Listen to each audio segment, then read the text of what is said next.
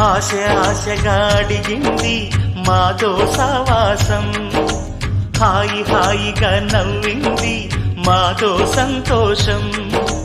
మధురమైన మమకారం మా ఇంటి పేరు అంటే, మనసు మీటు అనురాగం మా మాట తీరు అంటే, బతుకంటే ఎంత బాగుంటుందా అనుకోదాలో